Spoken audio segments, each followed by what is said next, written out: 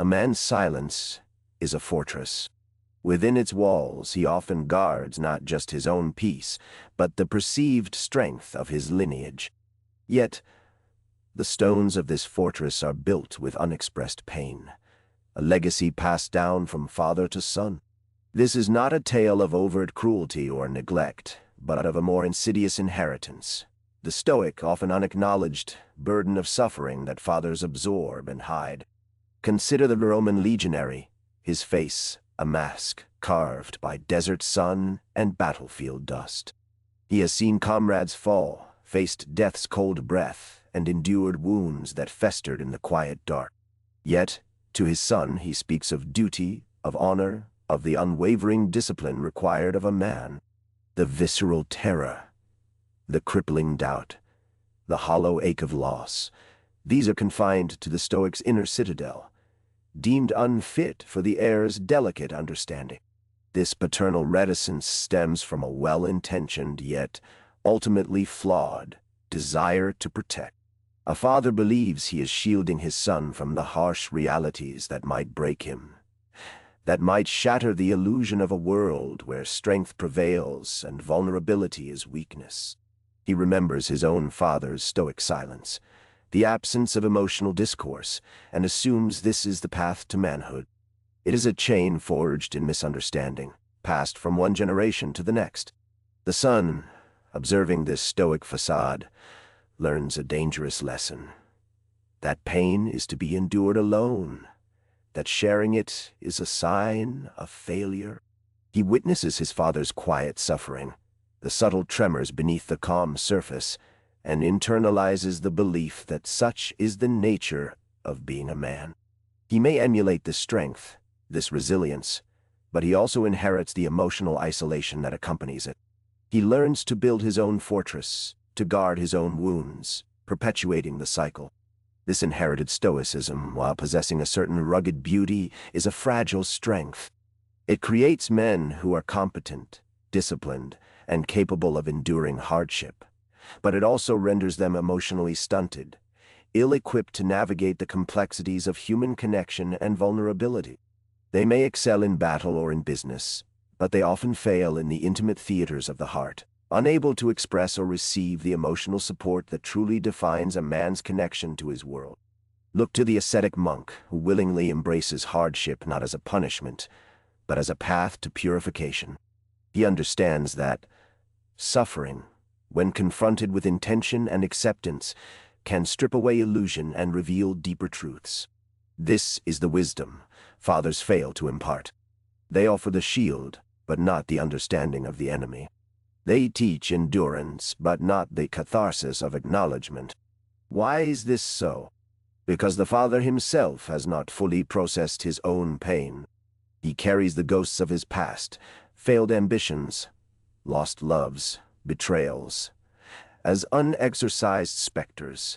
To speak of them would be to confront them, to admit their power, a task he may have postponed for decades.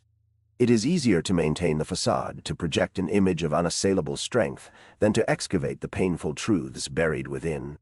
This is where the Stoic philosophy, correctly understood, offers a vital corrective. Marcus Aurelius himself wrote in his Meditations, "The impediment to action advances action. What stands in the way becomes the way." He understood that obstacles, and indeed pain, are not to be avoided but integrated. They are the raw material from which character is forged. A father's duty, then, is not to remove the impediments from his son's path, but to teach him how to walk through them, how to use them as stepping stone. He must learn to speak of his own struggles, not as a confession of weakness, but as a testament to resilience. He must show his son that the deepest strength lies not in the absence of pain, but in the courage to face it, to learn from it, and to emerge from its crucible transformed. This is the true inheritance, the gift that liberates, not imprisons. This is not about emotional oversharing or dwelling on past grievances. It is about a selective, intentional sharing of the lessons learned from hardship. It is about demonstrating that vulnerability, when met with courage, is not a deficit but a profound source of empathy and connection. It is about showing a son that a man can be both strong and tender, resilient, and open. Consider a father teaching his son to forge steel. He does not hide the heat, the sparks, the risk of burns. He educates his son on how to handle the fire, how to shape the molten metal with controlled force. The pain is inherent in the process, but it is managed, understood, and ultimately productive. So it must be with the emotional fires of life. This inherited silence creates a void, a place where understanding should be. It breeds men who might succeed outwardly, but who are inwardly adrift, disconnected from their own emotional landscapes and from those they love. They carry their burdens alone, like a king who bears the weight of his crown in solitary splendor, unaware that true power lies in shared burdens and open communication. What is the true cost of this paternal silence? It is the erosion of authentic connection. It is the creation of men who are islands, capable of defending themselves, but incapable of truly building bridges. It is the perpetuation of emotional illiteracy, where the language of the heart remains an untranslatable dialect. The father who hides his pain is like a general who conceals the damage to his own armor from his troops. He seeks to inspire confidence, but in doing so, he denies them the valuable lesson of how to repair and reinforce their own defenses when they inevitably take a blow. This denial of shared vulnerability creates a brittle army, prone to collapse under sustained pressure. The cycle must be broken. It begins not with grand pronouncements, but with small, consistent acts of intentional sharing. A father can begin by admitting a minor struggle, a moment of uncertainty, and then relating how he navigated it. This demonstrates that challenges are normal, and that the process of overcoming them is the true mark of strength.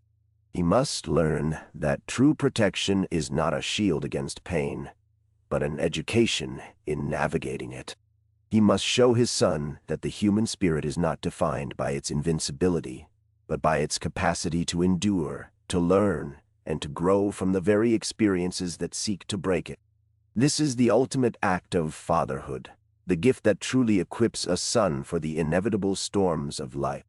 This is not a call to dissolve into emotional puddles, but to cultivate a resilience forged in honesty. To understand that the deepest strength is not built on denial, but on the acceptance and integration of all aspects of the human experience, including pain.